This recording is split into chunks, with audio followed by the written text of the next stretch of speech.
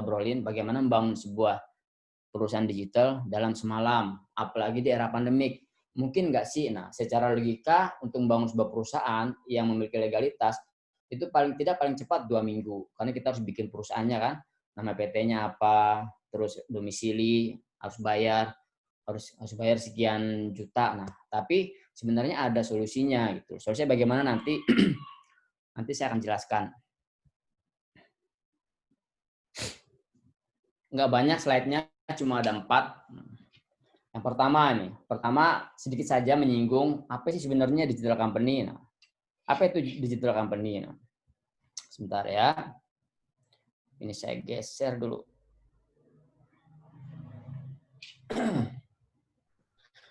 Digital company ini sederhananya adalah perusahaan yang menggunakan teknologi. Perusahaan yang menggunakan teknologi untuk menciptakan produk-produk digital atau layanan digital. Sudah banyak perusahaan yang memang mereka membuat sebuah produk berbasis teknologi atau memberikan layanan berbasis teknologi. Atau digital company adalah sebuah perusahaan atau organisasi yang mereka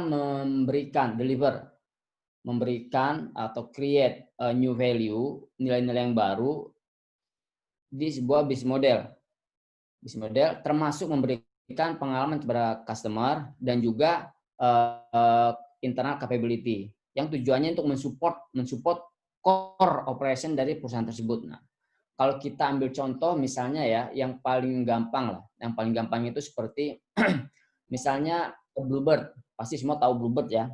Bluebird itu sempat ramai ketika ada Gojek. Nah, sempat ada demo-demo dan lain-lain sehingga di jalan ada tuh keluar namanya apa ya, Angry Bird. Nah, di jalan ada tuh Angry Bird, pada keluar tuh si Bluebird-nya. Nah, akhirnya dalam situasi seperti itu ketemulah titik temu. Titik temunya di mana? Akhirnya Gojek menyiapkan platform yang namanya Go Bluebird. Nah, di sini Go Bluebird adalah sebuah platform digital yang dimanfaatkan oleh Bluebird untuk mensupport core operation-nya, untuk mensupport core bisnisnya. Dengan begitu, Bluebird memiliki nilai tambah. Apa itu nilainya? Bisnis model. Bisnis modelnya jadi extend, berkembang. Tadinya orang pesan harus lewat telepon, sekarang sudah bisa apps. Karena ada Go Bluebird. Yang kedua, Bluebird memberikan pengalaman yang baru kepada customer ketika mereka ingin menghubungi atau menyewa atau merental Bluebird, mereka tidak harus telepon dengan nomor antrian yang begitu lama ya, karena dia nomornya digunakan secara bersama-sama. Akhirnya mereka cukup menginstal aplikasi Go Bluebird aja. Gojek di situ ada pilihannya Go Bluebird. Nah, akhirnya apa yang terjadi?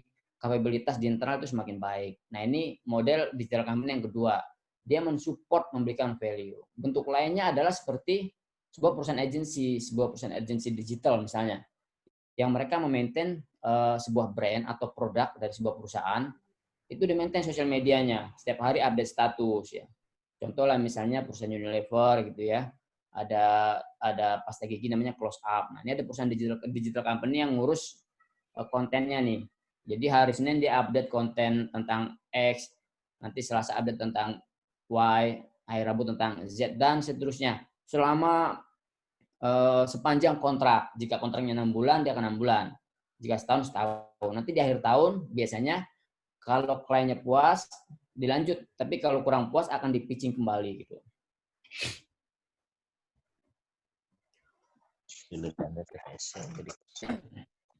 Sampai sini paham ya. Nah, masuk ke company. Perusahaan-perusahaan yang berbasis digital seperti apa sih? Nah, yang urutan pertama saya sengaja tuliskan Zoom di situ karena majority teman-teman semuanya sudah pakai itu Zoom tuh. Zoom ini sejak adanya corona dalam 3 bulan pendapatan si ownernya itu menambah menjadi 65 triliun dalam waktu 3 bulan. Terus jumlah usernya itu bertambah 200 juta dalam waktu 3 bulan sejak ada pandemi corona. Walaupun Zoom dihajar kanan kiri dibilang nggak aman dan lain-lain, pada kenyataannya Zoom masih menjadi pemenang dengan feature dan ringan aplikasinya. Kalau kalau saya coba pakai beberapa ya seperti Webex dan lain-lain, itu ternyata sampai dengan saat ini saya lebih nyaman pakai Zoom karena Zoom lebih light ya, lebih ringan. Nah tadi Gojek, contoh dari Bluebird, Netflix juga sama nih. Netflix itu awalnya semacam seperti kalau saya bisa bilang adalah sebuah CD atau film repository. Dia yang menyiapkan, dia seperti kayak repository, seperti media penyimpanan atau gudang ini film-film, DVD-DVD. Orang bisa langganan film-film tersebut. Nah, sekarang sudah terjadi transformasi. Yang tadinya Netflix hanya sebatas itu, sekarang dia justru yang tadinya dia menjual atau menyewakan film-film dari HBO, Warner Bros dan lain-lain, sekarang terbalik, Netflix sudah bikin produk sendiri. Nah, nanti ada juga FBI Enterprise, ini salah satu perusahaan yang pernah saya bikin ya. Dan juga ada Universa nih, ini perusahaan masa depan Universa yang nanti akan sangat berguna untuk seluruh kampus skala nasional dan internasional. Nah, sekarang saya berikan contoh dulu nih, seperti apa sih salah satu perusahaan digital nih yang dilakukan oleh FBI Enterprise. Perusahaan ini saya bangun di tahun 2013 awal ya. Perusahaan ini lahir karena di sebelumnya saya bekerja di sebuah perusahaan full service agency. Jadi selama kurang lebih saya bekerja 8 bulan ya. 8 bulan sebagai karyawan. Nah, saya lakukan beberapa banyak perubahan. Saya memberikan added value untuk perusahaan tersebut dari sisi digital. Dari sisi digital saya tambahkan valuasinya. Apa yang saya develop untuk perusahaan tersebut sehingga dia memiliki valuasi. Di antaranya ada Dynamite, ada Samsung, Libranesia, PMS, Radionesia. Saya akan jelaskan sedikit saja masing-masing ya. Ini menjadi added value bagi perusahaan first position, sehingga di akhir tahun 2012, yang tadinya saya bekerja sebagai karyawan selama 8 bulan, terus di situ terjadi negosiasi, mereka mengangkat saya untuk menjadi salah satu owner, salah satu shareholder di perusahaan sister company. Nah, akhirnya terbentuklah ABI Enterprise, sebuah perusahaan digital. Apa yang saya kembangkan pada saat di sana? Nah, ini saya buat sebuah aplikasi yang namanya Dynamite. Nah, ini penting sekali. Kenapa? Karena dengan platform ini, pada saat orang ingin memasang iklan di TV, mereka tidak buta. Jadi mereka bisa tahu, saya mau memasang iklannya di mana ya? Oh, ternyata saat ini program misalnya apa ya? Misalnya program hitam putih lagi naik nih. Coba kita lihat di situ berapa rate-nya, berapa GRP-nya. Setelah itu kompetitor kita itu main atau enggak di situ. Kalau kita merasa kuat melawan kompetitor, lawan, ajar. Tapi kalau nggak kuat, cari spot-spot yang kosong yang kompetitor nggak main. Dari sini kita bisa melihat nih, misalnya perilaku customer, perilaku penonton seperti apa. Itu mereka yang nonton kayak apa sih ya. Nah, terus lagi kita bisa lihat setelah mereka nonton, kita bisa menganalisa nih, namanya post campaign. Nah, yang tidak kalah menarik adalah mereka yang masang iklan, mereka bisa tahu sebenarnya iklan mereka sudah dipasang di TV belum ya, sudah diiklankan di TV belum gitu. Karena kan nggak mungkin pemilik perusahaan itu menonton TV setiap saat untuk mengecek apakah iklan sudah tayang atau belum. Nah, dengan aplikasi ini mereka cukup ke menu sini ada TV Ad Library, mereka tinggal klik, cari iklannya, oh ternyata sudah muncul di SCTV, oh sudah muncul di Indosiar, oh sudah muncul di net acara hitam putih, aman. Karena ada log proof, ada buktinya. Itu Dynamite ya. Ini hitung-hitungan secara GRP-nya nih. Ada biweekly, nah di sini ada contoh-contoh lah seperti brand besar ya, Gudang Garam, ada Jarum, dan lain-lain. Ini sudah bisa per kategori nih. Kategorinya macam-macam, ada Tobacco, dan macam-macam. Nah ini Dynamite nih. Ada lagi yang luar biasa yang saya bangun di tahun yang sama, yaitu namanya Samsung, Social Media Monitoring. Nah, ini untuk memonitor seberapa kuat sebuah brand di ranah sosial media. Contoh misalnya kampus Tamrin. Kita pengen tahu nih, Tamrin itu posisinya di nomor berapa dibandingkan dengan kampus-kampus yang ada di Indonesia. Di compare dengan misalnya BINUS, compare dengan BSI misalnya ya, compare dengan dan lain-lain lah, termasuk ITB dan lain-lain. Kita pengen tahu kuehnya nih, oh ternyata penyebaran atau sebaran awareness dari BINUS Tamrin ini adalah sekian persen. Itu kita bisa cek di sini. Bahkan pada tahun 2013 saya coba melakukan uji coba ya. Pengen tahu aja di tahun 2014 nanti siapa sih calon kuat presidennya. Nah, ternyata saya tarik dari sosial media datanya, dan di sini ada kue yang paling besar nih warna biru muda nih. Tertulis nih Joko Widodo. Sekian ribu awareness. Nah, Dari sini saya bisa melihat, oh ternyata brand awareness-nya Joko Widodo itu semakin naik tuh. Jokowi naik terus. Dan dari sini saya berasumsi, saya membuat sebuah hipotesa, oke, kayaknya Jokowi yang bakal jadi presiden. Itu salah satu manfaat dari sosial media mentoring ya. Yang lainnya lagi ada ya. Jadi saya hanya keluarkan satu fitur aja dari masing-masing platform ya. Ada lagi yang namanya Libranesia. Nah, sebelum ramainya YouTuber saat ini, bahkan artis Padang ikut YouTube, saya sudah bangun platform ini tahun 2012. Saat itu YouTuber belum ramai. Nah, di sini saya bikin sebuah aplikasi yang mirip seperti YouTube, cuma kontennya isinya program, brand, semuanya untuk kebutuhan advertiser, kebutuhan untuk perusahaan yang ingin pasang iklan atau perusahaan agensi yang ingin mempelajari sebuah pesan komunikasi dari iklan TV. Nah, di sini juga saya sudah ada 10.000 video. Bayangkan kalau seandainya kita upload ya ke YouTube semuanya, terus kita monetize 10.000 video tersebut, lumayan untuk pendapatan dari kita ya. Seandainya ingin jadi YouTuber, nanti saya ambil study case tuh. Kira-kira YouTuber si X berapa sih pendapatan estimasi sebulannya, seharinya. Nanti ada di slide selanjutnya.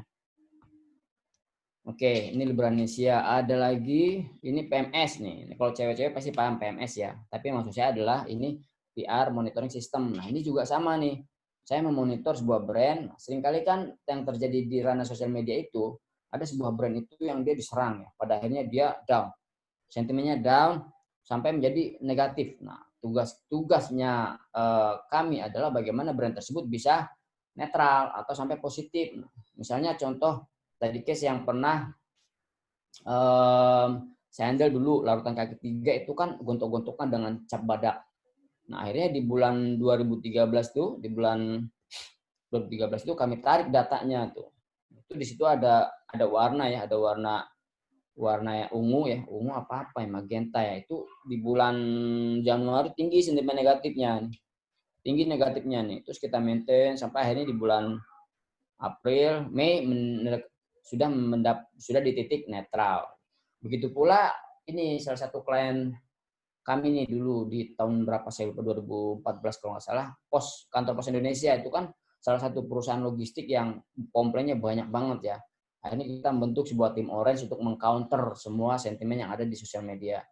Sehingga kami mendapatkan penghargaan dari presidirnya, dari CEO-nya Pos Indonesia. Selanjutnya lagi ada Radio Indonesia, tapi ini saya tidak capture ya, saya lewatkan aja. Nah, terus itu salah satu bentuk perusahaan digital yang membangun sebuah added value melalui platform atau aplikasi. Nah, selain produk digital, layanan apa saja yang bisa kita bentuk, kita bangun ya di ranah digital.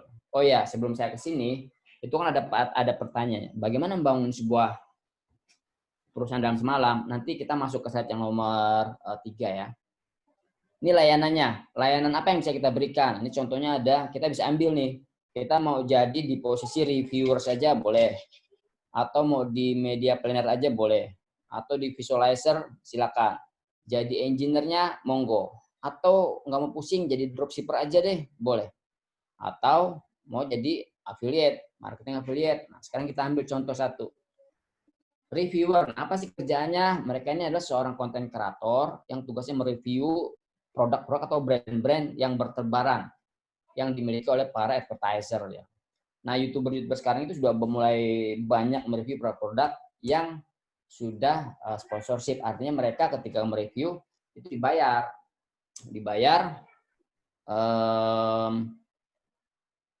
based on kontrak, apakah per review, apakah dikontrak selama sebulan atau 6 bulan, atau bahkan dia dijadikan sebagai ambasador. Nah, itu bisa jadi brand ambasador. Kalau sudah dijadikan brand ambasador, maka kemanapun dia beraktivitas, brand tersebut akan melekat dan dia tidak boleh pakai brand kompetitornya. Atau blogger ini tugasnya sebenarnya dia menulis ya, content reviewer. Kalau YouTuber itu dalam bentuk video ya, tapi kalau blogger itu dia dalam bentuk storytelling atau cerita atau konten tulisan. Ada juga yang nomor 3 di sini ada influencer. Influencer itu lebih kepada bagaimana dia bisa mempengaruhi banyak orang agar masuk ke link yang dia share. Influencer ini, nah tahun bulan November 2019 saya mengundang salah satu influencer Instagram ya, selebgram, untuk bicara di depan audiens para influencer yang lain. Dari hasil nego, akhirnya ketemulah titiknya. Berapa saya harus bayar selama dia ngomong di depan? Tidak lebih dari 2 jam. Akhirnya nego dapatlah 23 juta gitu ya. Untuk seorang influencer dengan berdiri dan menyampaikan pengalamannya tidak lebih dari 2 jam, itu saya harus mengocek uang 23 juta. Ini kan sudah lumayan. Ini menjadi sebuah peluang ya, peluang bisnis buat siapa saja yang ingin membangun sebuah bisnis digital atau membangun perusahaan digital. Kalau membangun perusahaan digital ini cuma masalah legalitas aja. Legalitasnya itu bisa bangun dari awal, bisa juga pinjam dengan teman atau collab dengan teman. Pada akhirnya kita nggak butuh melalui proses selama 2 minggu untuk membuat sebuah perusahaan digital. Ada lagi streamer ya, dan social media manager. Nah ini saya jalankan ya. Ini YouTuber ya. YouTuber ini kita coba cek ya, berapa sih kenapa sekarang ramai sekali sih para YouTuber di ranah sosial media ya. Coba kita cek, apakah menarik gitu ya. Kita cek ya di sini ya. Kita lihat ranknya di sini. Nih. Jadi ini capturean terbaru per hari ini. Kalau saya sorting nih based on subscriber, nomor 1 yang masih Atta ini Indonesia ya, bicara Indonesia. Atta Lintar, nomor 2 Ricis dengan jumlah subscriber 21 juta ya. Nah, ini yang apa namanya melejit tinggi itu adalah nomor 7 nih, Mbak Pau nih, Mbak Paula nih. Views-nya itu sudah 1,8 miliar ya, sementara subscribernya 14 juta. Sekarang kita coba cek ya. Baim tuh berapa sih dapat duitnya? Nah, kita kan estimasi aja nih. Kita coba lihat nih. Baim Paula berapa sih dapat duitnya gitu. Nah, ini. Baim Paula. Grade-nya A. Jumlah subscriber 14 juta. Dia pendapatan estimasi bulanan ya. 58.000 sampai 939.000. Misalnya kita ambil rata-rata saja nih, ya, nggak usah 900.000 deh. Kita ambil setengahnya aja, 450.000 US. Kalikan deh tuh, kalikan dolar. Kalau 10.000 aja, sudah berapa miliar? Kalau 400.000, kita kali 400.000, dikali 10.000, sudah ketahuan tuh, 4M ya. Akhirnya kita tambahkan nolnya 40M, 40M tambah 20M, sekarang 60M. 60 miliar. Estimasinya tuh sebulannya 60 miliar. Setahunnya berapa nih? Hariannya berapa? Nah, seharinya berapa? Kita coba lihat ya.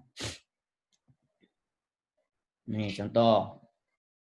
Misalnya sekarang tanggal 21 bukan, atau tanggal 22 ya. Katakanlah tanggal 20 lah, kita ambil di sini ya. Tanggal 20, ini jumlah subscribernya naik 100.000. Jumlah viewsnya 8 juta ya. Totalnya 1,8. Pendapatannya antara 2.000 sampai dengan 33.000. Nah, kita ambil tengahnya aja, 15.000 deh. Berarti kan kalau 15.000, kalau dolar 10.000 aja itu sudah 150 juta. Kalau dolar 15.000 berarti ada 220 juta. Jadi kurang lebih sehari itu dapat 200-an juta. Kerja di mana? Sehari dapat 200 juta. Di mana ya? Kerja di mana sehari 200 juta? Oke, menarik ya. Kita lanjutkan lagi. Jadi bisnis digital itu sangat potensial. Nah, terus apa hubungannya kalau kita bangun sebuah perusahaan digital terkait dengan YouTube? Kita bisa menjadi YouTubernya, kita bisa menjadi YouTuber manajemennya. Kita bisa YouTuber manajemen seperti apa? Kita bisa jual idea, jual konten, jual digital footage dan lain-lain. Kita bisa kasih jasa animasinya dan lain-lain. Banyak sekali turunannya gitu ya. Dan mereka biasanya sangat butuh ide-ide karena banyak YouTuber yang kontennya maaf ya, yang lebih ke sampah sih, lebih nyampah gitu. Ini blogger.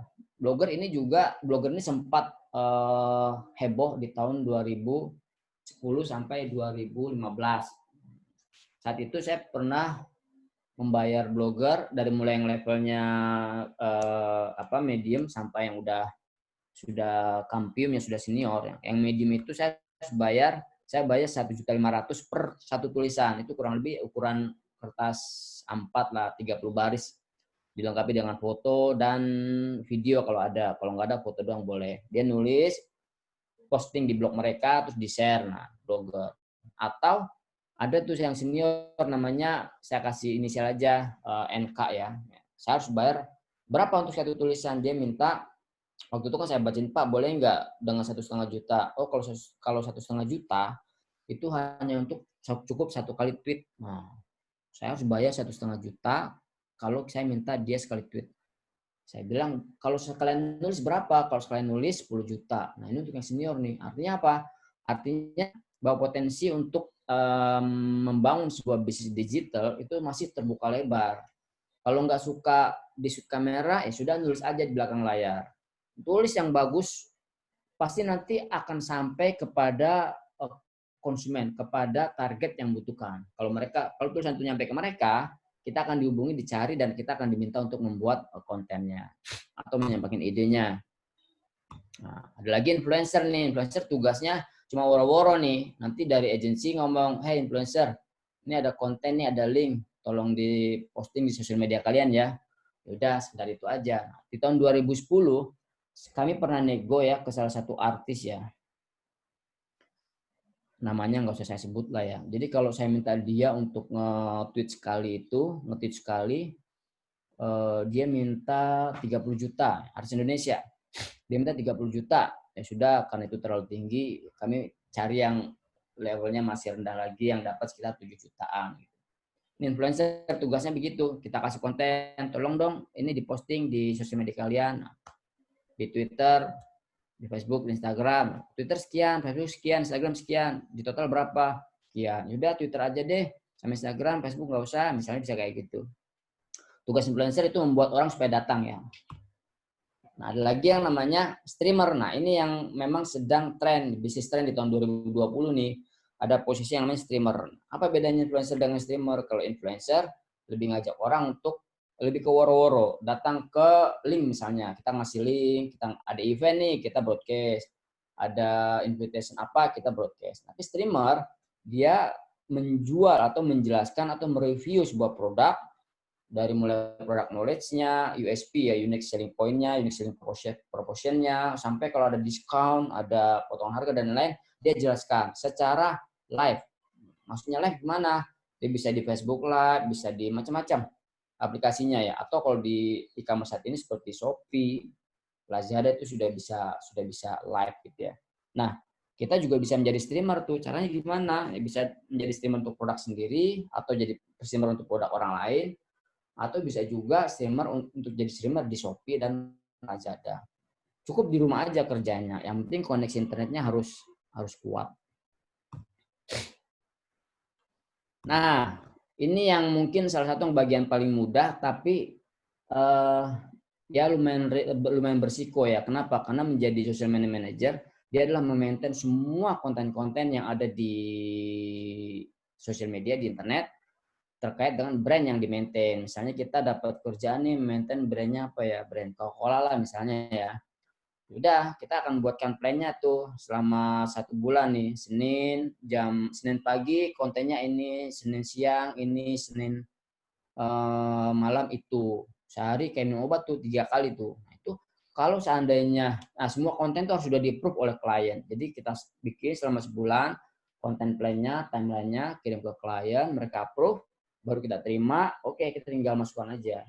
Kalau kliennya sangat proaktif, enak tuh. Karena ketika sudah di-approve, kontennya tinggal kita kopas aja, kita masukkan scheduling di sosial media, nanti dia akan naik sendiri otomatis. Jadi kita nggak perlu upload manual.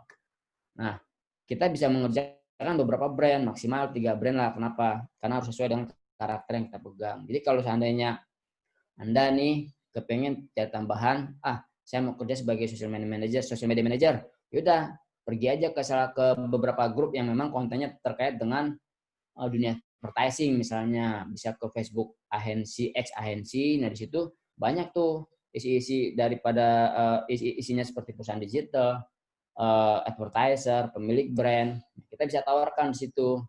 Anda bisa posting di situ, saya available untuk menjadi social media manager, bla bla bla bla bla. Nah, buat konten yang menarik, buat visual yang menarik, posting. Berapa sih dibayarnya? Nah, dibayarnya itu bervariatif ya, tergantung valuasi brand tersebut. Ada yang pernah dibayar itu satu brand itu sebulan 4 juta, tapi ada juga yang dibayar sebulan 150 juta, tergantung dari valuasi brand tersebut. Kayak misalnya kalau teman-teman tahu namanya South City atau Visinda Residence, itu ada di Pondok Cabe. Nah, situ kami pernah handle tuh campaign 360 degree-nya, full service. Nah, kita dibayar ratusan juta per bulannya untuk jasanya saja, belum termasuk produksi. Jadi kalau ada photo session, ada videografi dan lain-lain itu di luar itu. Itu hanya untuk creative thinking-nya aja. Nah, kita lanjut ke, nah ini ada juga posisi, oh kayaknya nggak cocok deh, saya mau ambil posisi yang lain aja deh. Ada nggak yang kerjanya cuma masang-masang iklan doang? Aku nggak kreatif, saya nggak kreatif nih, tapi ngerti lah hitung-hitungan matematika, ngerti lah cara pasang iklan. Oke, ambil posisi sebagai media planner. Apakah ada perusahaan digital yang mainnya di media planner aja? Ada, bahkan banyak. Jadi perusahaan itu khusus untuk mengatur pemasangan iklan. Kalau seandainya ada nih teman-teman ya, tetangga punya brand baru kok produknya banyak nggak laku-laku, tawarin aja.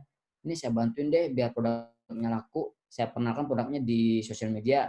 Nah, itu pekerjaan seperti itu kita sebut sebagai media planner. Dia yang pasang iklan, dia yang menentukan keyword apa yang akan muncul, keyword apa yang akan berpotensi mengarahkan ke produk klien yang kita maintain. Setelah itu termasuk search engine optimizer, bagaimana artikel-artikel yang terkait dengan brand, dengan produk yang kita maintain itu tetap ada di page rank 1 ya. Kalau kita ketik Google, masukkan keyword, enter, nah itu page rank 1, di situ penting sekali tuh. Maksimal page kedua gitu. Dan yang poin yang keempatnya adalah 360 degree campaign. Ini kalau sudah di luar digital, kita maksudnya lebih lebar lagi nih, lebih luas. 360 derajat campaign, di situ ada ATL, above the line, berarti pasang iklannya di TV dan lain-lain. Ada BTL, below the line, berarti kita bikin activation, bikin event, bikin macam-macam brand activation di luar, offline ya. Dan ada juga radio, juga ada digital yang spesifik. Nah, ini contohnya nih. Ini saya, oke. Ini sudah saya jelaskan.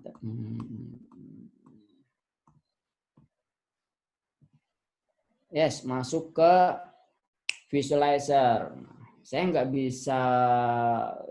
kuat di depan video, saya nggak bisa nulis, saya cuma bisa gambar aja. Bisa nggak saya bikin bisa nggak kita bikin perusahaan digital yang cuma basisnya dari visualizer, tukang gambar? Bisa. Jadi bisa bikin perusahaan digital kategorinya perusahaan digital kreatif. Tugasnya apa? Bikin visual aja, bikin company profile perusahaan, bikin feeds di sosial media. Fokus di situ aja. Kerja sendirian boleh nggak? Bisa juga. Tinggal yang penting ketemu kliennya, mereka request-nya apa, udah kita bagian si visualizer bagian yang gambar. Bisa posisi graphic designer, atau levelnya naik lagi art director yang sudah memahami konsep komunikasi, nggak cuma gambar ya. Karena desain yang bagus itu biasa. Desain yang bagus, kadang pesan komunikasinya nggak bagus. Nah, ini butuh art director yang dia memahami pesan komunikasi. Begitu pula ada yang namanya fotografer dan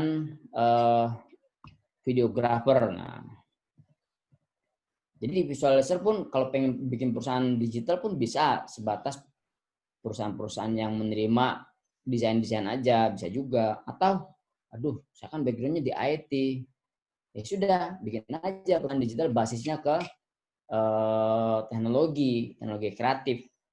Kumpulan di situ ada engineer-nya, ada yang jago di ngoding di front end, bisa pakai macam-macam lah, JavaScript, React dan lain-lain. Ada yang jagonya di back end, bisa pakai Java misalnya, bisa pakai PHP atau bisa pakai Python dan macam-macam.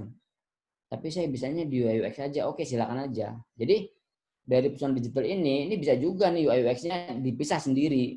UI UX sendiri pun itu bisa aja. Saya perusahaan digital yang fokusnya di UI UX aja. Jadi kami memberikan layanan bagaimana sebuah tampilan aplikasi, sebuah layanan customer interaction itu berbasis user interface dan user experience yang sudah kuat. Itu boleh juga kayak gitu.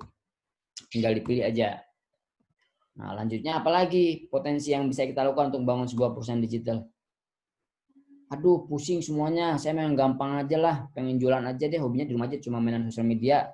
Buka-buka e-commerce. Ya sudah, jadi aja dropshipper. Jadi dengan jadi dropshipper, kita bikin toko simpelnya misalnya ya. Berangkatnya dari situ. Udahlah bikin toko aja di Tokopedia lah. Setelah itu comot-comotin gambar-gambar dari toko-toko lain. Nah, ini bagus nih. Salesnya tinggi. Terus harganya ya lumayan, nggak terlalu tinggi banget, nggak terlalu murah banget. Kopi, ambil gambarnya, masukin deskripsinya kopi lagi, masukkan harganya naikin dikit, gitu. Semuanya lakukan. Ada sekian produk masuk ke toko Anda ya. Dah setelah itu tunggu aja. Nanti ketika ada customer menuju ke toko Anda, nah ada yang beli nih. Ada yang beli, udah Anda tinggal teruskan ke supplier, ke toko yang aslinya gitu. Misalnya saya punya toko nih, misalnya toko saya WNSK nih. Terus Anda lihat di situ saya jualan produk-produk tuh diskon 70%. Anda pengen jadi ininya, dropshippernya. Udah tinggal bikin toko, ambil gambar-gambar dari saya. Nanti ketika ada yang beli, ada orang beli ke toko Anda tinggal beli ke toko saya, nanti dari saya pun bisa langsung kirimkan ke customer. Itu dropshipper tuh. Apa bedanya sama maklar ya? Ya kurang lebih ada beda tipis lah. Apalagi, nah yang lebih keren lagi istilahnya adalah affiliate marketing nih. Duh, aku nggak mau pusing lah harus ngupload gambar, ngasih deskripsi, ngecek stok, ngecek notifikasi dan lain-lain. Maunya yang lebih simpel lagi aja, affiliate marketing. Oh bisa juga.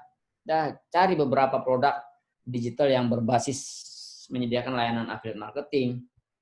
Nah dengan affiliate marketing ini kita juga nggak repot. Contoh misalnya Amazon ya. Saya mau bantu jualan aja dah di Amazon. Udah tinggal ada di sini kita bantuin jualin produk orang. Nanti kalau ada yang beli, dah kita dapat margin. Contoh misalnya ada produk digital namanya video nih. Nah ini ASR Pixel ini adalah nama affiliate marketing saya di Root Pixel atau ASR Niaga ini adalah affiliate saya di Niaga Hoster. Jadi kalau nanti ada orang mau hosting, dia nanya ke saya, atau saya bisa langsung jualan, saya kasih linknya yang di ASR Niaga ini. Ketika mereka klik, langsung ke Niaga Hoster. Ketika mereka bayar, otomatis saya dapat berapa persen si Niaga Hoster kasih. Nah, sampai dengan 70%. Jadi kalau misalnya klien bayar misalnya 5 juta, ya 70%-nya masuk ke rekening saya. Atau Root Pixel juga sama. Root Pixel berapa kasih persentasenya? 35%. Satu barang. Seperti kemarin misalnya ada yang berbelanja salah satu produk digital, harganya dari aslinya 900 ribuan sekian, di diskon 50%. Berarti kan si audiens atau customer mau beli bayar 450-an ribu. Ketika dia bayar 450 ribu, ternyata 35% itu masuk ke rekening saya. Saya dapat 136 ribu. Itu affiliate marketing ya. Atau Wix. Nah, orang mau bikin website susah, bingung. Udah, kasih Wix aja. Nanti mereka bisa dapat. Ini contoh nih, Amazon nih. Kalau penjualan, saya pengen, misalnya kita kepengen mau jualan apa ya? Maunya elektronik aja deh. Kenapa? Karena paling tinggi persentasenya yang terjadi di Amazon gitu. Ini kita lanjut aja. Lihat ya. Dari asal institusi. Berikutnya adalah produk.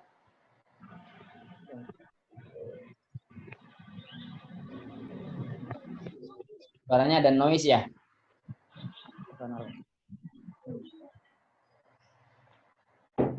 Berikutnya produk gitu ya. Misalnya kita pengen bangun sebuah perusahaan digital ya, tapi basisnya bukan layanan, tapi pengennya produk, boleh aja. Kita bisa bikin produk sendiri yang basisnya digital. Maunya produk digital boleh, produk yang tidak digital ya silakan aja, tergantung passionnya masing-masing. Ini kalau produk digital macam-macam nih, ada e-book ya, contoh nih, ada e-book, ada software, ada video, ada audio. Nah, kalau ebook udah tinggal bikin konten yang hobi nulis, bikin nulis terus sampai jadi, pastikan kualitas kontennya bagus, jadi ebook, dah tinggal jual, taruh di mana? Taruh di Packpub Publishing, taruh di eBay dan lain-lain, banyak lah. Atau di Amazon juga boleh di situ taruh. Atau yang punya kekuatan software ya silakan bangun software. Atau yang hobinya bikin video-video ya silakan bikin video profile, upload ke YouTube, nanti dimonetizing dapat. Atau yang hobinya bikin apa ya, podcast ya silakan aja nanti bikin podcast, audio dan musik. Yang senangnya moto-moto boleh juga, foto sana foto sini cekrek-cekrek, itu hasilnya dijual di mana? Bisa di Fotolia, Dreamstime, bisa di 123RF, bisa di Get Image. Cuma memang nanti foto yang kita upload sama mereka di filter nih, kualitasnya sudah memenuhi standar belum, SOP mereka. Misalnya minimal kualitas pixelnya sekian, dan lain-lain. Gitu ya, termasuk yang grafik and digital art, live video, itu yang menyediakan layanan affiliate marketing. Dan course online juga sudah mulai banyak. Di luar negeri sudah jalan, ada Udemy misalnya, salah satu yang brandnya kuat ya. Di Indonesia ada yang basisnya ruang belajar seperti Ruang Guru untuk sekolah.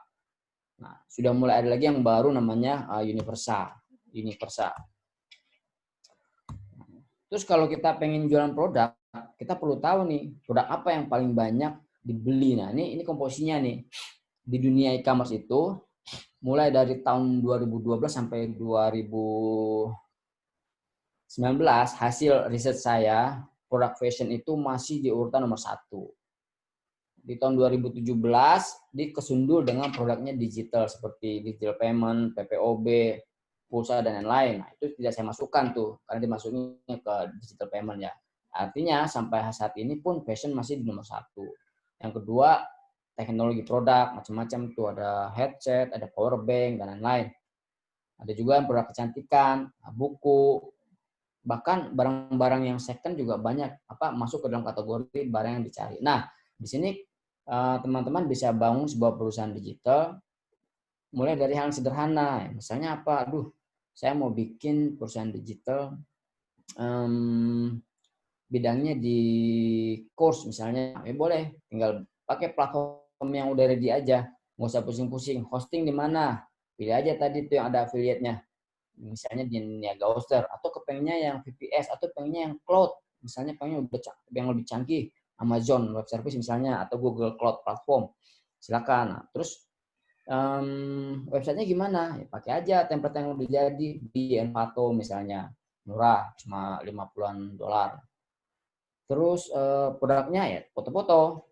Jadi bisa disimplify semuanya tuh, tidak dibikin ribet gitu ya. Pada saat kita pengen bangun sebuah toko online, udah pakai aja yang platform-platform yang sudah ada. Jadi kita tidak reinvent the wheel, tidak mulai lagi dari awal. Karena bisa takes time tuh. Kalau dari awal lagi, takutnya kelamaan, terus momennya sudah lost, sudah hilang. Kalau sudah hilang momennya, percuma. Karena seringkali sebuah ide yang keren itu kalau datangnya lebih cepat, nggak jalan. Ide keren datangnya telat pun nggak jalan. Dia harus pas momentumnya. Nah, ini yang nggak gampang. Kita harus bisa menganalisa. Nih, masuk ke poin masih baru kedua ya, ternyata ya. Poin kedua, nah sebentar. Ini bicara tentang kenapa sih kita harus bangun perusahaan digital. Nah, kenyataannya perusahaan-perusahaan saat ini yang konvensional, dia sudah bertransformasi ke digital. Artinya apa yang ditransformasi itu adalah prosesnya, bukan bisnisnya, tapi prosesnya. Prosedurnya ditransformasi ke digital. Terus customer handlingnya sudah digital. Yang tadinya kalau udah telepon dilayani oleh si customer service, ini sudah nggak perlu telepon lagi, mereka tinggal chat aja, dijawab oleh chatbot, oleh robot. Yang sering kali pernah dengar adalah disruption ya, banyak perusahaan yang kena disrupt. Yang paling terkenal itu seperti Nokia ya, kena disrupt oleh Android, apalagi banyak sekali, bisa di googling ya. Nah, terus kenapa kita buka perusahaan digital? Karena emang peluangnya besar ya, bisnis itu bertransformasi ke digital. Ini saya akan cerita tentang apa yang ditransformasi, proses, model, domain area bisnisnya sama dan culture, corporate culture-nya, organisasinya. Nah, ini cerita sedikit nih tentang sebuah bisnis model yang berkembang ya, mentransformasi beberapa ranah konvensional menjadi digital ya. Jadi ceritanya di tahun lalu saya kerjasama dengan Shio Alibaba ya, setup perusahaan baru di Indonesia dengan partner yang Indonesia juga ada, fokus ke live commerce. Jadi bagaimana si Nom ini menjual barang dengan konsep live commerce, tidak seperti e-commerce yang ada. Kalau commerce lain kan si pemilik toko ya, pemilik toko itu pemilik lapak masukin fotonya, deskripsi stok dan lain. Cara jualannya ya tunggu aja, nanti kalau udah beli layani. Tapi kalau dengan live commerce, cara jualannya benar-benar live. Kita presentasi secara online, secara live, sehingga mereka tahu, melihat persis ini tokonya asli, bukan fake, bukan tiruan. Karena yang jualan kelihatan itu wajahnya, produknya. Kita bisa bertanya-tanya tuh, coba tolong produknya ada warna lainnya enggak? Coba dilihat belakangnya, lihat depannya, dan lain-lain. Nah, di sini, di perusahaan Nomi ini, saya menyiapkan semua ekosistemnya, dari mulai digital assetnya, ya, content creation, content publication, search engine optimization, terus bikin event, influencer gathering, ya, bikin casting juga untuk streamer, orang-orang yang menjual secara live streaming, siapkan live streaming strateginya, sampai bagaimana create sales funneling. Nah, ini ada dokumentasinya nih. Jadi ini kantor kami waktu itu di Jakarta Barat ya. Ini yang sebelah kiri ini pada saat kita melakukan event akuisisi, streamer akuisisi nih. Di sini banyak orang yang mau jadi streamer. Nah, yang sebelah kanan adalah para influencer.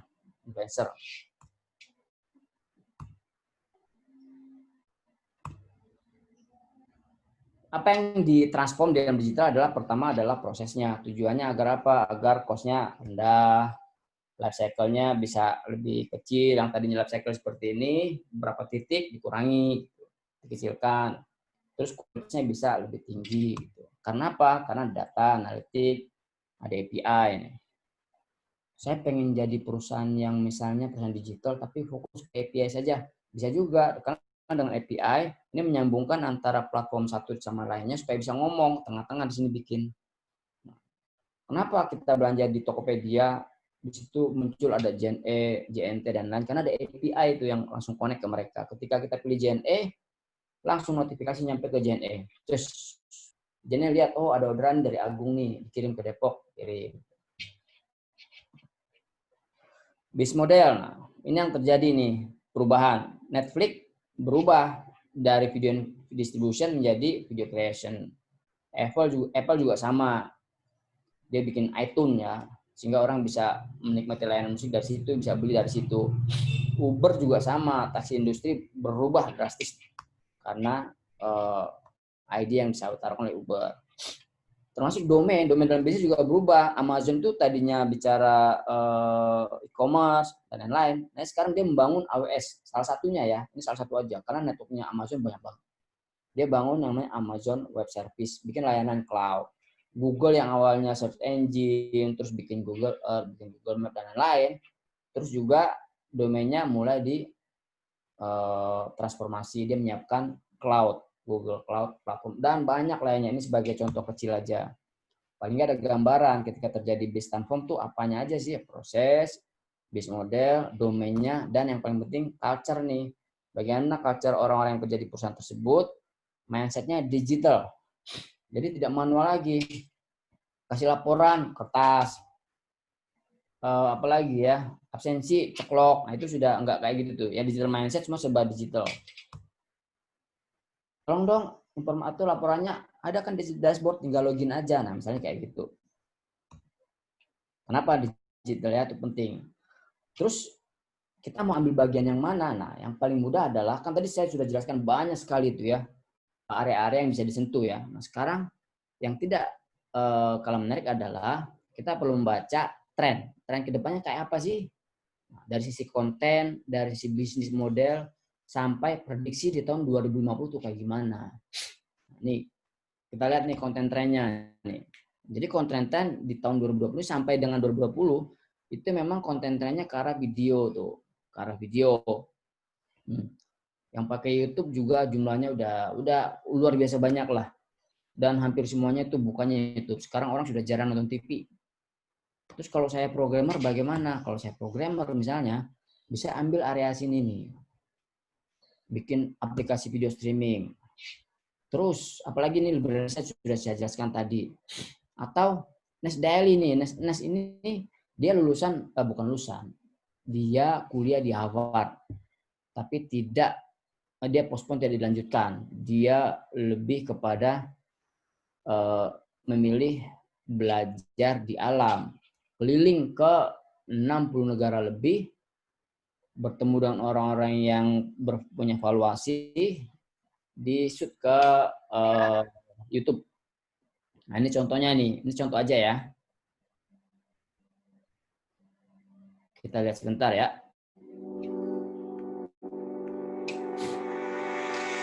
The following story is about how I lost $100,000, how I got them back, and how you and I will learn that failure is not an option.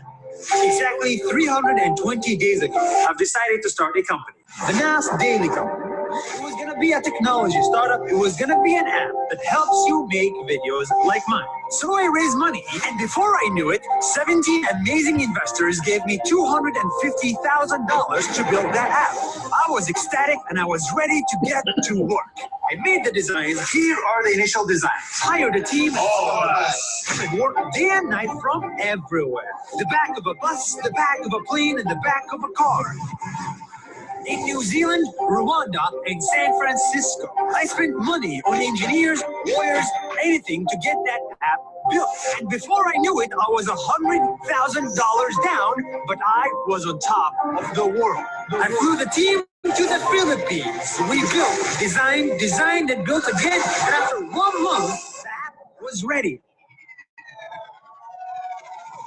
We invited thousands of people. This app will not make your video look better, it'll make your story look like a video. We launched on a bang. It was the highest, happiest point in my life.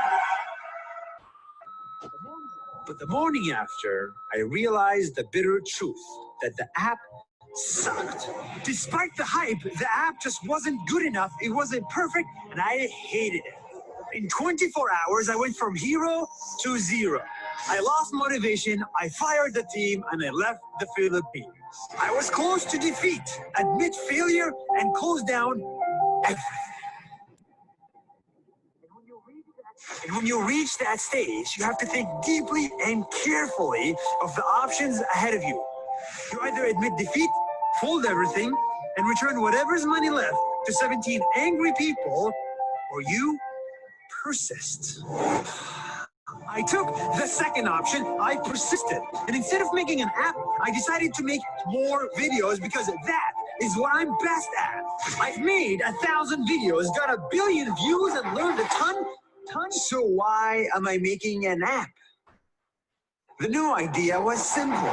Instead of engineers, I was looking for video makers to build a media company. I found people like me, made them part of NAS Daily like this guy. One thing that everyone wants from life is... And this girl. Find a way to make it happen. Adios, me gusta.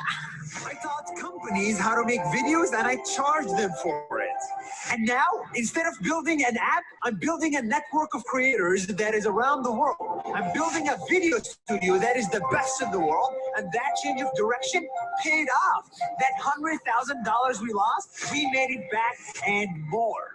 This story is not about me or my company, it's about you. Because one day you will fail like I did, and you will fail a lot. You will get to the point where you have 2 options left, to fail or to persist. But in reality, you don't have 2 options, I don't have 2 options, we only have 1. To persist no matter what, because failure is never an option.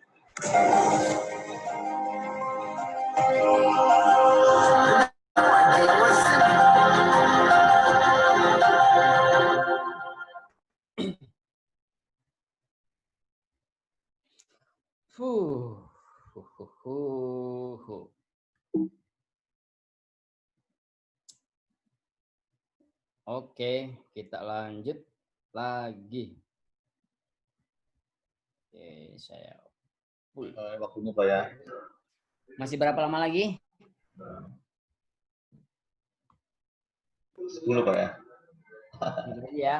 Nah, Ya. tadi video tadi itu yang ingin saya highlight adalah bahwa kita tidak punya dua opsi, tapi hanya ada satu opsi. Dan Nes itu sempat gagal, kehilangan miliaran pada saat membangun sebuah perusahaan digital dan membangun sebuah aplikasi. Nah, sekarang dia convert ya. Yang tadinya dia bikin apps, sekarang justru dia membangun network. Gitu. Jadi sudah berubah polanya, dan beliau adalah lulusan dari Harvard. Nah, ini bisnis yang saat ini sedang ada di depan mata kita adalah bagaimana kita bisa menjual, baik itu menjual produk, menjual servis, layanan, atau menjual diri dalam bentuk story. Dalam bentuk story. Ya, kita menceritakan story kita. Kalau produk, kita ceritakan produknya nih. Produk knowledge-nya seperti apa, USP-nya seperti apa strong point-nya, benefit-nya, garansinya, money back garansi, dan lain-lain. Sehingga orang membeli itu based on story. Based on story. Oke. Selanjutnya, kenapa harus based on story? Karena ini pada akhirnya memudahkan orang untuk percaya, membangun reputasi dengan story, menciptakan komunikasi, itu bisa interaktif, dan informasi yang kita sampaikan itu informatif. Akhirnya trusted. Terbentuk dan memudahkan brand tersebut untuk bisa diterima oleh konsumer. Apa prediksi di tahun 2020? Nah, ini contoh nih, ini yang perlu kita siapkan nih. Apa yang terjadi? Nanobot akan ada di plug nih, our brand, untuk bisa masuk ke cloud. Nanti ada terjadi reinkarnasi orang nih, melalui AI, artificial intelligence. Terus AI akan menjadi motivator pekerjaan yang ada di kita. Nah, Internet of Things teknologi akan merubah desain produk. Nanti akan ada tourism ke planet. Seminggu dalam orbit. Setelah itu mobil-mobil self driving sudah mulai banyak, ya Tesla misalnya. Dan iPhone bisa dicas dengan menggunakan pohon-pohonan yang ada di sekitar kita, kekuatan the power of plant. Dan lainnya termasuk drone solution. Amazon sudah menggunakan drone untuk mengirimkan barang dari Amazon ke pembelinya gitu. Jadi tidak pakai lagi shipping yang seperti biasa kita temukan ya. Dan nanti setengah pekerjaan yang ada saat ini itu akan tidak ada di 2050. Jadi siap-siap saja. Harus bisa mempersiapkan diri ya buat teman-teman yang masih punya banyak waktu, yang masih muda. Research, cari bidang pekerjaan, bidang bisnis, potensi entrepreneurship yang akan tumbuh di 2050, yang akan loss, akan hilang. Yang hilang abaikan. Oke, terakhir adalah nomor 4. Nah, ini dia. Bagaimana memulainya? Ini bagian yang paling penting. Kita memulai bagaimana? Pertama adalah kita tentukan bisnis modelnya. Kita mau bikin apa nih? Tadi mau jadi content writer kah, jadi blogger, jadi vlogger, mau jualan aja dropshipper, mau di affiliate dan lain-lain. Sudah, kalau sudah ditentukan, ini bisnis model Canvas ya. Googling aja nih, ini bisnis model Canvas untuk membantu memudahkan bagaimana membangun bisnis. Yang berikutnya, tentukan target audiensnya, target market. Saya pengen nanti target marketnya ke anak-anak sekolah, atau saya pengen marketnya ke perusahaan, atau saya pengen marketnya ke perempuan. Bisa juga, misalnya saya pengen jualan hijab transparan misalnya, ya silakan tentukan marketnya. Karena dengan target market nanti akan menentukan bagaimana cara kita berkomunikasi. Terus skillnya di develop, skill yang mana yang perlu aja, yang nggak perlu nggak usah, lupakan, tinggalkan. Kita nggak perlu harus tahu semua. Kalau tahu semua tapi nggak berguna buat apa juga.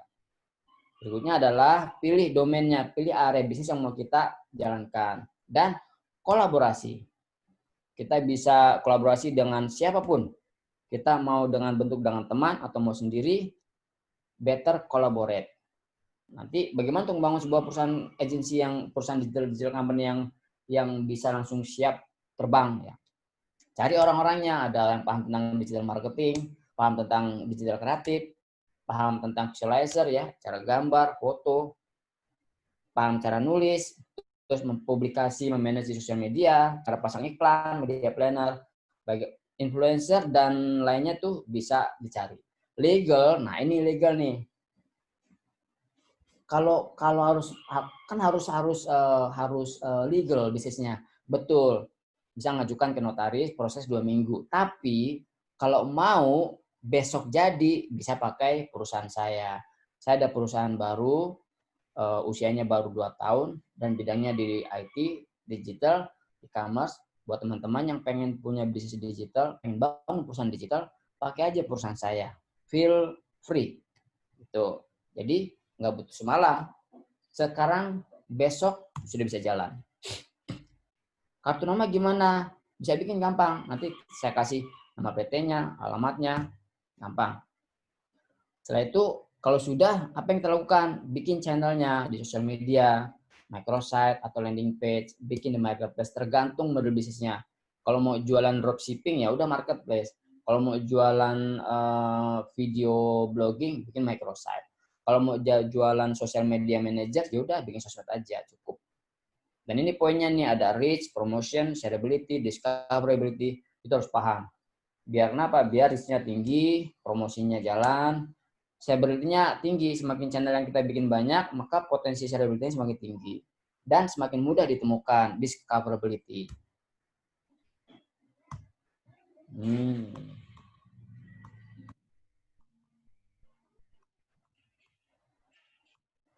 Berikutnya adalah campaign. Jangan lupa, tetap kita harus campaign. Kalau kita mau gedein brand kita, campaign, creative selling, berbagi, momennya harus pas. Gitu. Bisa di mana creative campaign-nya? Macam-macam, di sosial media, Google Display Network, YouTube Influencer, dan seterusnya. Setelah itu kita bikin sales funneling, boost up. Mulai memahami tentang pentingnya membangun awareness, step 1.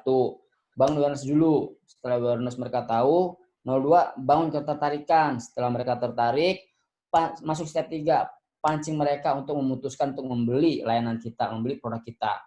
Dan yang keempat, pastikan mereka do action. Karena banyak orang itu buka e-commerce, dia pencet wishlist terus, tapi nggak pernah beli. Belum sampai ke tahap 4. Ketika orang mau beli, biasanya mereka melihat beberapa review, mengcompare, dan lain-lain nih, masukkan ke wishlist. Belum masuk ke action. Belum beli ya. Oke. Ini self funnelingnya. Berikutnya adalah poinnya. Nah, ini dia. Saya mau jadi streamer, boleh nggak? Boleh. Lamar aja. Di mana? Banyak perusahaan yang menyediakan layanan untuk streamer. Karena banyak mereka kepingin produknya itu diceritakan. Ini jadi reviewer nih, secara live streaming. Harus paham tentang product knowledge, USP ya, unique selling proposition, sosial media, marketplace, dan mengerti nih positioning. Kita pilih yang mana produknya sesuai karakter kita, sesuai passion kita. Terus lagi apa yang harus kita share nih, mulai dari tentang product education-nya, product knowledge, USP, promotion, testimoni, bikin quiz-quiz dan lain-lain sampai ke closing. Nah, lanjutnya adalah nih sebentar lagi selesai.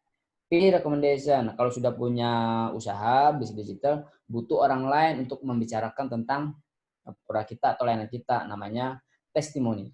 Kalau kita bilang sendiri, produk gue keren loh, produk gue mantep loh, orang nggak percaya. Bukan nggak percaya, potensi mereka percaya tidak lebih dari 30%. Orang lebih percaya katanya. Jadi misalnya Pak Tata punya layanan bisnis digital nih, Pak Tata nggak usah ngomong nih, saya punya company digital, oke nih, jangan.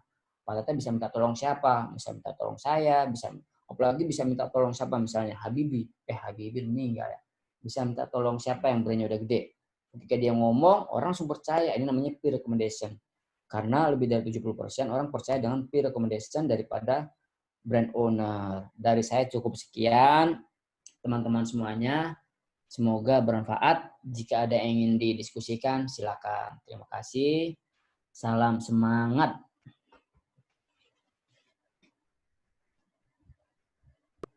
Oke, terima kasih pada Bapak Agung yang telah Pembangunan seniornya begitu. Ya, bagus ya. Ada beberapa yang harus kita inginkan orang IT ya khususnya ya. Oke, bagi yang mau bertanya, silakan langsung boleh lewat chat atau langsung boleh dibuka pertanyaan, 3 pertanyaan.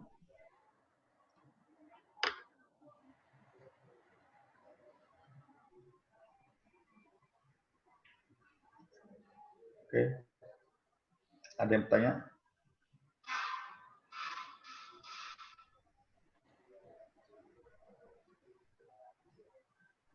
Ya, silakan teman-teman mahasiswa. Nih, kalau ini nggak ada ujiannya ya Pak Agung ya? Iya, nggak ada, cuma bertanya aja, nanti boleh lewat chat yang ada di Zoom atau langsung lah bertanya ke narasumber. Kalau malu Kayaknya kalau ada yang tanya, saya kasih tarik loh Pak, saya kasih free khusus hari ini. Oke. Ada nih dari Rico ya. Gimana kiat-kiat jadi YouTuber agar bisa dapat AdSense, Pak Agung?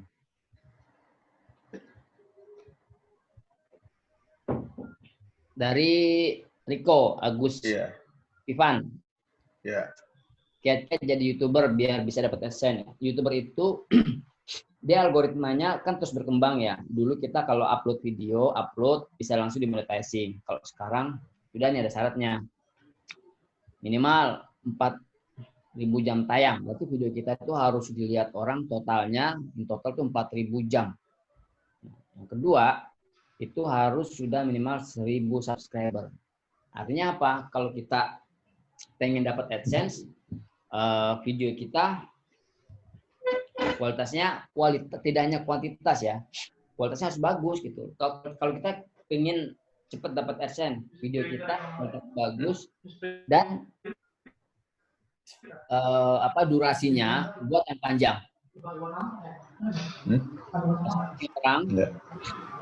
Masing-masing orang punya strategi yang berbeda, tapi kalau mengejar 4.000 jam, bikin video yang bagus ya, kontennya menarik, jam tayangnya durasinya diperpanjang gitu ya, sehingga nanti untuk memenuhi syarat 4.000 jam. Nah, kalau sudah jamnya panjang, yang kedua pikirkan bagaimana subscriber-nya bisa sampai 1.000. Orang akan subscribe kalau mereka merasa kontennya sesuai. Oh misalnya contoh teman kita nih Rico Agus Ivan, dia pengen jadi YouTuber, isinya tentang kuliner misalnya. Nah berarti yang akan subscribe siapa? Orang-orang yang suka makan, orang-orang yang senang dengan resep, orang-orang yang mungkin tidak hobi makan nggak akan subscribe. Sudah tentukan dari awal idenya mau kemana, arahnya mau kemana, positioningnya tuh mau seperti apa. Kita pengen dikenal seperti apa. Misalnya kita pengen dikenal menjadi traveler YouTuber yang suka nge-share tentang travel, ya udah berarti harus sering jalan-jalan tuh, harus keliling nasional, kalau perlu ke luar negeri. Ada dananya, ya udah yang deket-deket aja dulu. Yang penting kontennya yang menarik. Tinggal di Jakarta banyak yang bisa kita liput. Daerah Sudirman banyak gedung bagus.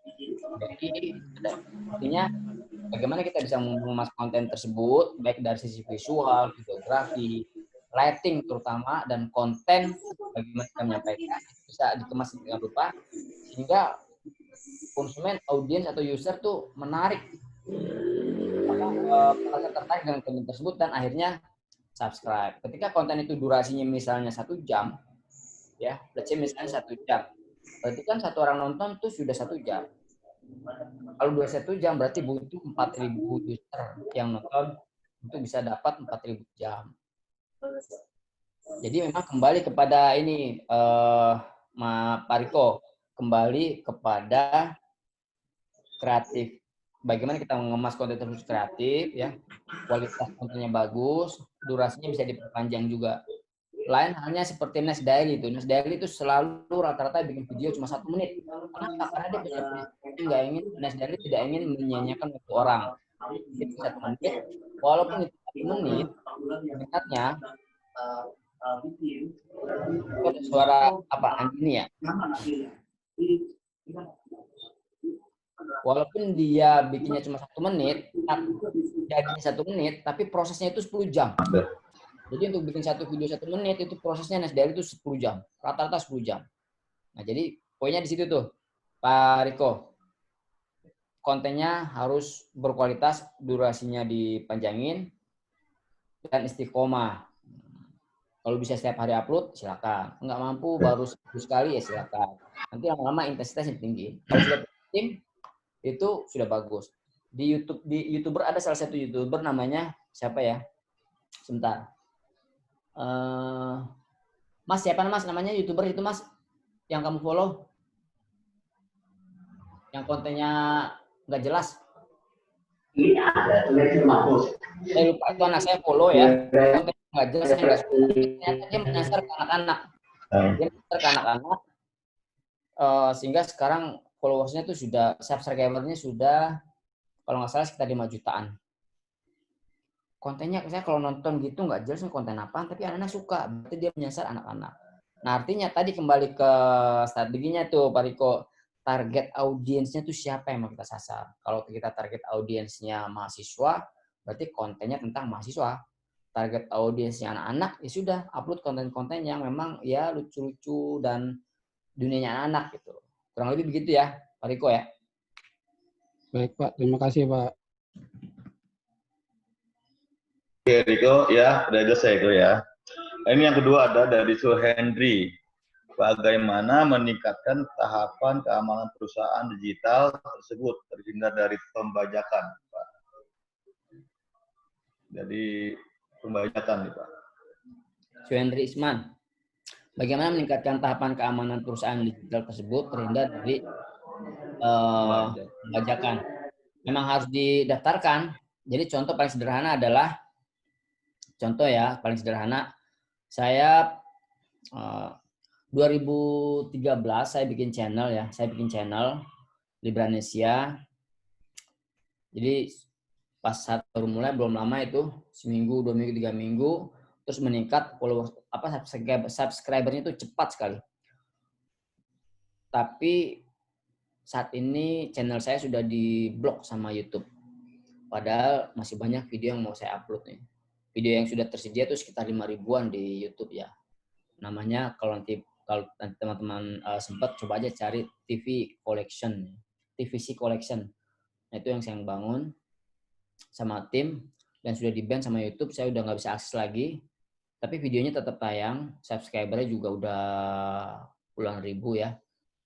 Sudah bisa dimonetizing. Dan dia harus stop. Kenapa? Karena ada yang ngeklaim. Jadi ada 3 video. Audionya itu copyright. YouTube kirim email ke tim saya, ke admin saya tuh nggak buka emailnya. Dan dicuekin aja sehari, 2 hari, 3 hari. Akhirnya diblok lah. Saya coba negosiasi untuk minta diaktifkan, sudah nggak bisa. Nah, terkait dengan keamanan, memang semuanya harus didaftarkan. Seperti kasusnya Alif Bata ya. Kak Alif Bata tahu ya, yang pemain gitar itu akustik. Dia ngupload video tuh. Terus akhirnya hak cipta dia malah didaftarkan oleh saya lupa namanya, oleh pihak lain. Nah itu kan padahal hasil karyanya si Alif, hasil karya Alif, tapi dimanfaatkan oleh orang lain. Nah ini pentingnya bagaimana kita mengerti dunia hak atas kekayaan intelektual. Kalau kita pengen punya merek, daftarkanlah paten merek. Kalau kita punya sebuah hasil karya, kalau ingin dipatenkan, daftarkan hak paten. Kalau kita punya sebuah desain fashion dan lain-lain, daftarkan hak industri. Dan masing-masing itu sudah ada kolomnya tuh. Lagi-lagi dengan adanya begitu, maka kalau nanti ada orang yang memanfaatkan hak yang kita miliki, kalau di bisnis mafia, bukan mafia ya, kalau pengusaha besar seperti Microsoft misalnya ya, kenapa Microsoft sampai saat ini jadi nomor 1 software office-nya? Kenapa? Karena Microsoft membiarkan orang-orang membajak. Kenapa? Memang itu salah satu strategi bagaimana user tetap bergantung pada Microsoft. Tapi Microsoft tetap menyasar perusahaan-perusahaan yang besar. Misalnya perusahaan X sudah besar nih, pasti dia akan sidak suatu hari ini. Hai, sudah berapa lama perusahaan Anda beroperasi? 20 tahun. Kok saya lihat pakai office-nya yang ilegal ya? Hitung, akhirnya denda sekian triliun. Nah, itu jadi salah satu bisnis tambahan tuh di Microsoft tuh. Memang sengaja polanya akan seperti itu. Kurang lebih kayak gitu ya. Nah, intinya adalah bagaimana terhindar dari pembajakan, memang semuanya harus diregistrasikan. Tergantung jenis hasil karyanya. Kalau itu berupa skrip, programming, dan belum pernah ada, patenkan. Sehingga kalau orang pakai programming itu, skrip itu, ya Bapak akan dapat royalti. Atau kalau melarang juga boleh. Tapi kalau pengen dapat duit, ya kasih aja, nanti dapat royalti. Begitu, Pak Dedi, Pak Riko. Bukan. Oke, yang ketiga dari Mas Dindim nih. Kalau kita bikin konten selama 10 menit, pasti bakal dapat iklan atau tidak nih, Pak? Kalau kita bikin konten selama 10 menit, pasti bakal dapat iklan. Nah, ini dapat iklan atau tidak, tergantung kita. Kita kepengen video kita itu dimonetize atau enggak. Jadi pada saat kita bikin video nih 10 menit, kita taruh di YouTube. Nah, katakanlah hari ini Mas Dindim bikin YouTube channel. Terus hari ini juga bikin video 10 menit. Taruh ke YouTube. Apakah akan ada disisipkan iklan? Enggak. Kenapa? Karena syaratnya belum memenuhi. Syaratnya itu harus 4.000 jam tayang, harus sudah punya 1.000 subscriber. Kalau sudah punya 1.000 subscriber, sudah dapat 4.000 jam tayang, tinggal kita lagi. Mau nggak videonya dimonetizing? Kalau Mas Dindim katakanlah Sultan, dia nggak butuh uang dari YouTube, ya sudah, dia nggak mau pokoknya kontennya ditaruh iklan. Tapi kalau pengen nyari AdSense dari YouTube, udah tinggal pilih aja centang. Tolong video ini dimonetize, kasih tau ke YouTube. Nanti YouTube akan memunculkan iklan-iklan yang relate dengan kontennya Mas Dindim. Semakin banyak iklan yang muncul di videonya Mas Dindim, ya berarti semakin banyak potensi dolar yang akan masuk ke account atau ke bank Mas Dindim. Ya. Begitu Pak Dedi. Oke, yang ketiga nih, keempat Mutiara. Dia bagaimana untuk bisnis pribadi atau sendiri yang kurang memahami IT? Lebih baik pilih bidang apa? Mutiara masih single apa udah double nih? Nanti saya cocokin nih. Single, Pak. Single ya. Nah, di sini masih banyak cewek yang single kan? Itu informasi tuh, itu iklan itu. Oke, Bu Mutiara bertanya bagaimana untuk bisnis pribadi atau sendiri yang kurang memahami IT. Nah, tadi pilihannya ada lumayan banyak tuh Bu Mutiara. Jadi nggak mau pusing lah, mau yang gampang aja. Sudah, bisa jadi apa? Bisa jadi dropshipper, bisa affiliate. Kalau dropshipper maksudnya gimana? Bu Mutiara pernah belanja di Tokopedia di e-commerce pernah ya? Pernah, Pak. Nah, sering ya? Sering, Pak, Shopee. Shopee kan, terutama biasanya perempuan Shopee. Ya udah, Bu Mutiara buka aja toko di Shopee, bikin nama tokonya misalnya toko Mutiara lah. Nanti setelah jadi, Bu Mutiara itu cari produk yang paling banyak dicari orang. Toko-tokonya itu. Terus cari yang harganya bersaing. Udah, fotonya kopi aja. Fotonya kopi, deskripsinya kopi, harganya nanti tinggal disesuaikan tuh. Bu Mutiara naikin aja sedikit gitu ya. Atau kalau mau kepengen ngejar followersnya banyak, reputasinya banyak, harganya turun dikit. Tapi memang rugi lebih sedikit. Cuma nanti reputasinya naik tuh. Terus ambil aja beberapa foto gitu ya. Kalau perlu sebanyak-banyaknya. Karena konsumen itu mereka pertama lebih percaya kepada toko yang reputasinya bagus. Yang kedua, mereka lebih percaya kepada toko-toko yang kelihatan barangnya itu banyak. Yang ketiga, mereka lebih percaya kepada toko-toko itu yang barang dagangan sudah pernah dijual. Nah, untuk bisa masuk dapat notch flag atau status produk kita pernah dibeli orang, ini kan berarti harus ada transaksi dulu. Nah, caranya gimana strateginya? Ya sudah, kita turun aja dulu harganya nih. Nanti kalau sudah ada transaksi, baru kita naikin lagi. Itu salah satu strateginya. Gimana cara bikin toko online di Shopee? Bu Mutiara bisa buka YouTube, ketik aja, atau buka Google ya, bikin toko di Shopee. Nanti ada guidance-nya tuh banyak kok. Karena sekarang itu orang sudah hebat lah.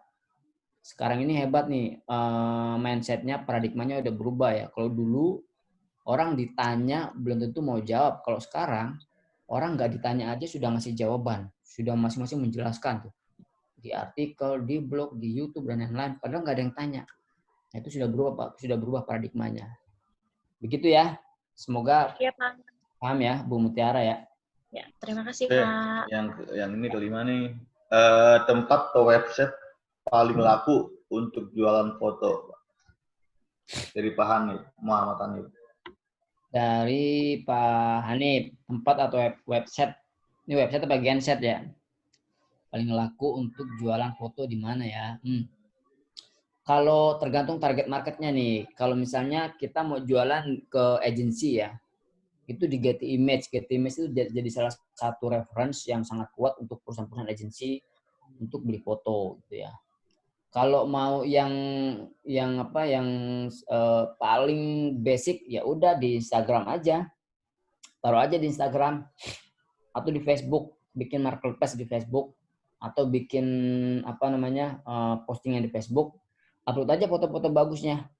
Kasih watermark ya. Nanti ketika ada yang minat baru dikasih file aslinya. Dan itu pun jualannya modelnya bisa royalty free atau bisa eksklusif. Kalau royalty free biasanya satu foto itu ada yang menghargai satu royalty free itu 1 poin atau $1. Satu foto $1 berarti sekitar 15.000 ya. Itu kalau royalty free. Kalau royalty free artinya apa? Artinya foto tersebut tidak menjadi hak miliknya yang beli. Tetap milik kita nih.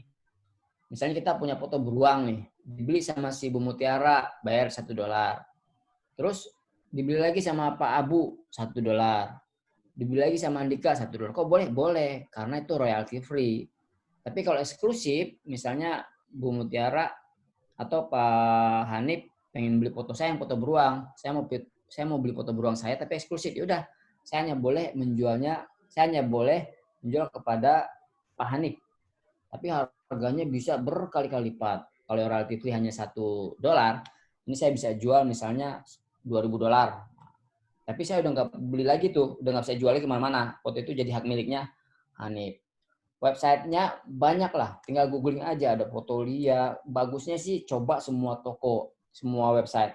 Ada Getty Image, Dreamstime, Fotolia, 123RF, ada itu masuk Instagram, ambil aja. Jadi artinya kan satu produk digital itu kan setelah kita produksi dapat satu, katakanlah kita moto ya, dapat bagus satu. Upload ke semuanya.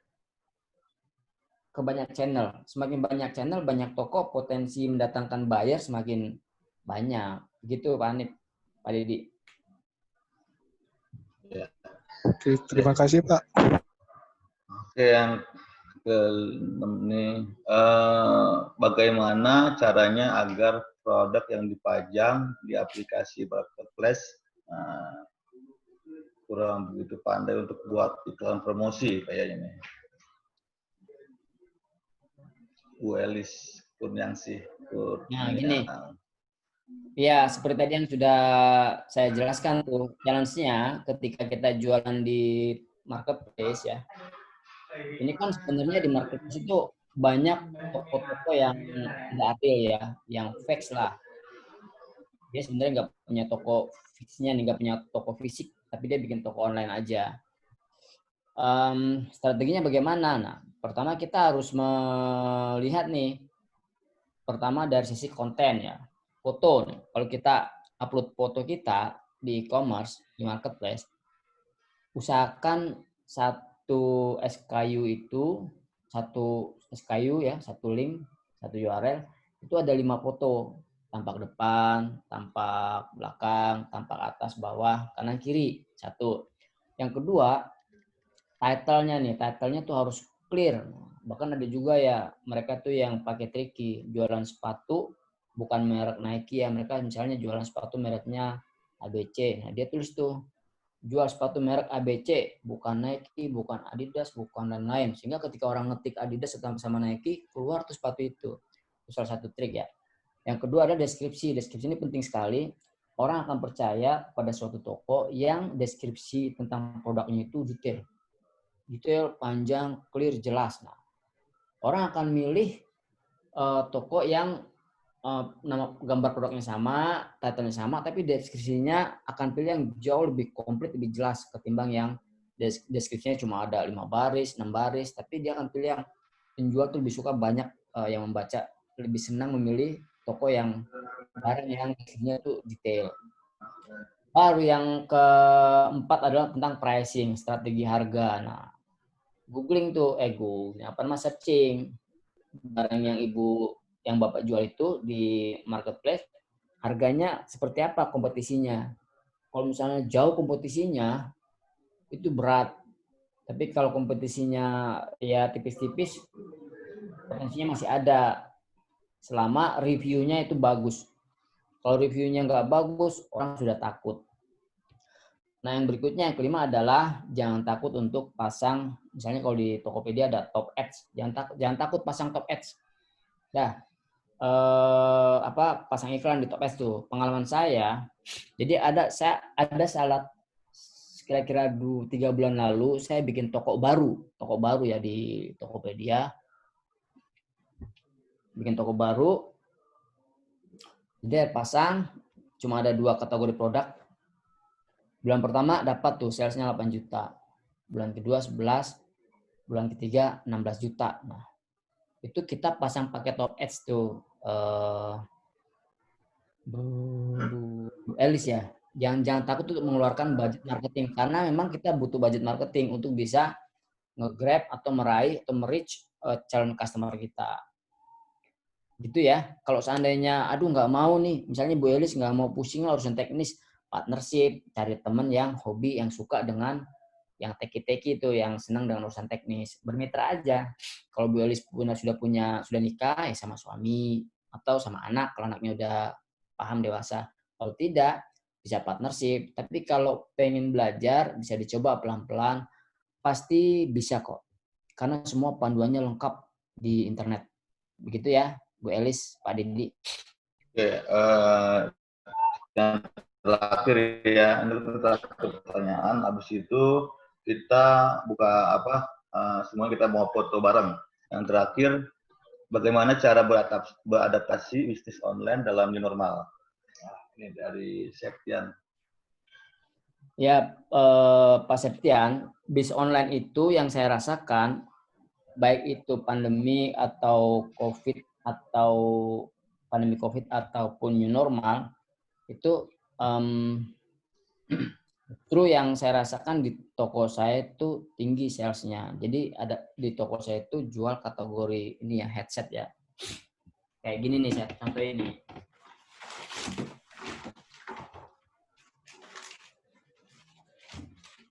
Nih.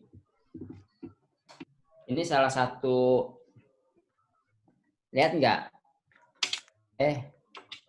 Kayaknya Bu Anggra ini kok cengir nih, salah satu produk Pak yang saya punya. Koping. Ini salah satu produk yang saya jual di toko saya nih, ini best seller. Ini tertinggi nih, 1 bulan tuh bisa habis 100 unit.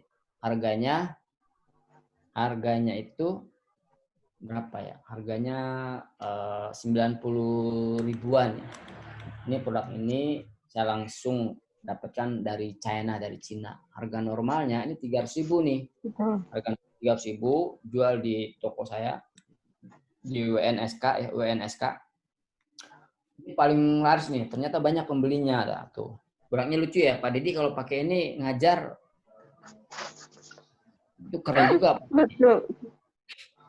Jadi pasti siswanya pada seneng lah ketemu Pak Didi. Nah, jadi kalau bicara adaptasi dengan new normal, biar bertawa Pak ya. Sederhana lah. Jadi di bisnis online itu tidak terlalu berdampak kepada new normal. Gitu. Tidak terlalu ya. Kecuali kategori tertentu. Tapi kalau kategori hampir kategori sih aman-aman aja lah ya. Bahkan dari mitra kita sendiri seperti dari Grab ya, dia sudah campaign tuh kalau new normal atau pandemik, terima barang jaga jarak gitu ya. Ya. Kalau ingin mengembangkan bisnis online-nya, tinggal lihat aja nih potensi apa yang sedang saat ini booming atau yang akan booming. Misalnya contoh ya, masker dulu sempat booming tuh, tapi udah mulai menurun. Sanitizer harganya sempat gila-gilaan, sekarang sudah mulai normal. Nah, ketika bicara new normal, orang-orang tuh masih pakai masker, masih pakai sanitizer, masih pakai sabun ya. Nah, itu produk-produk itu yang masih punya potensi nilai salesnya tuh tinggi. Nah, kalau mau bermain di e-commerce atau marketplace, bisa menyasar produk-produk yang relate dengan new normal. Misalnya orang sekarang bawa makan sendiri, berarti kan butuh tempat makanan ya. Udah jualan tuh tempat makanan. Orang butuh tempat minum sendiri, jualan tempat minuman. Orang butuh apa lagi ya? Ya sarung tangan, jual tuh. Masker, sekarang masker sudah mulai kreatif tuh. Ada yang didesain model kayak Sublim ya. Jadi nggak cuma satu warna berbentuk karakter. Gitu ya, Pak Septian. Septian apa Ibu? Bu Septian, Bu. Ibu Septian. Septian Bapak. Septian. Ya? Iya, terima kasih. Ya. Oke, sudah cukup dulu ya. Oke, demikianlah seminar dari Bapak Agung Suryanto. Saya terima kasih kepada Bapak Agung. Sebelum kita menutup acara ini, kita foto bareng. Ya, semua boleh dibuka ininya layarnya.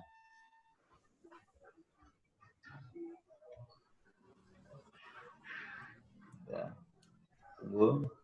Semua sudah buka, Fani.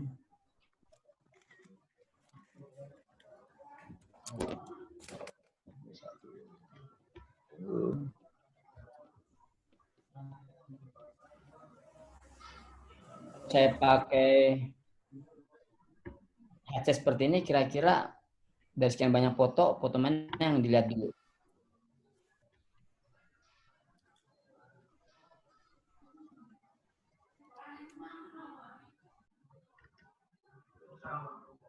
Ya. Udah, belum. Satu.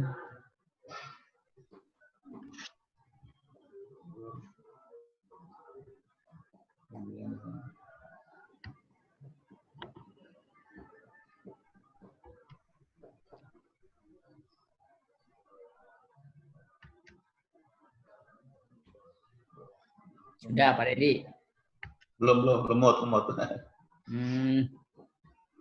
Oke, tunggu. Sekian nih. Senyum. Coba ready lagi ready. Kan di setting nih. Ya. Belum. Bisa.